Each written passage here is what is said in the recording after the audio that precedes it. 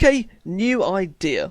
With the amount of hilarious shit going on in Roblox Aviation at the moment, I've decided that every 2 weeks or so, until I get bored, run out of time, or forget, I'm going to do a quick little recap of RoAviation, as well as some other little bits that might potentially affect the community. Basically, big game updates, notable events, and all the other crap summed up as quickly as possible, so you can get back to your virtual LEGO sets.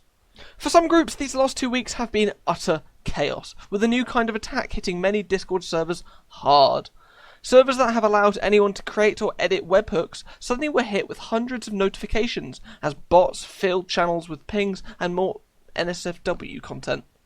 Some groups, including Air Monaco and the Rubius Alliance, were framed for some of these attacks. However, Rubius was quick to rally its allied servers and put out emergency warnings with instructions of how to defend against them, even putting out a 110-page report into the initial raids and their cause.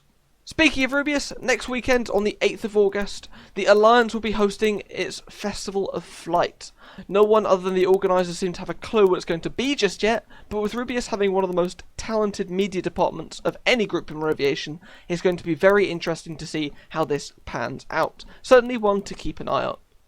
On the 23rd, we also saw Aero events, Aero Awards, with Air Monaco winning Best Service, PodTech winning Best Tech Group, and Le Monde, of course, winning Best Airline. The final big event of note is British Sovereign's Royal International Air Tattoo, scheduled for the 1st and 2nd of August. This is the first major air show I've seen from a military RP group, and I've absolutely no clue what to think, to be honest.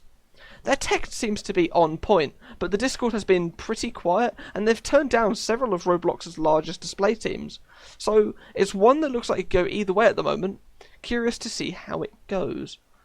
Staying with the display community, it's exciting to see a new team based off the Frise Tricolori Italian display team. I hope I'm pronouncing that right. It'll be awesome to see how these guys progress. Neo Warfare X finally goes into beta after literal years.